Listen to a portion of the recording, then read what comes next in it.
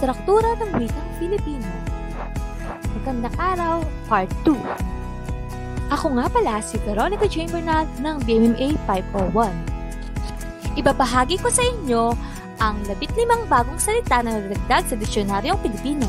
Tara, alamin natin! Pang-10. Pulutan.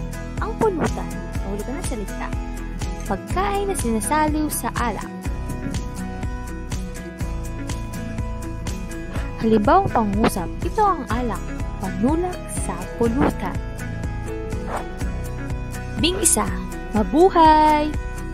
Ang mabuhay, ang kahulugan ng salita ay nagsisimbolo ito ng kalayaan para sa mga Pilipino at ginagamit din pagbilang pagbati.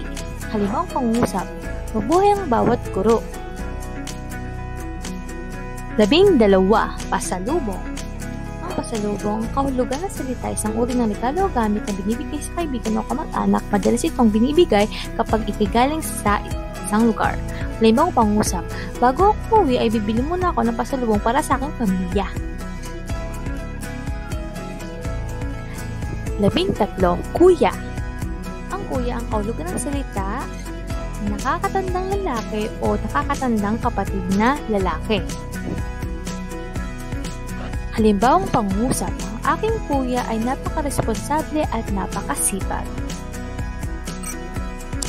Pang-4, kikay. Ang kikay, ang kahulugan ng salita, isang babaeng mahilig manamit ng sosyal at kaakit-akit. Halimbawang pangusap, si Ivana ang natuturing na kikay sa ating barangay. Ang ganda talaga ni Ivana, kikay talaga. 15, despedida. Ang despedida, ang kahulugan ng salita, isang sosyal na kaganapan para sa paggalang sa isang tao na aalis para maglakbay o aalis sa isang organisasyon. Halimbawang pangungusap, dadalo ako sa despedida ng aking kumpare. Ito ang 15 nadagdag sa Diksionaryong Pilipino.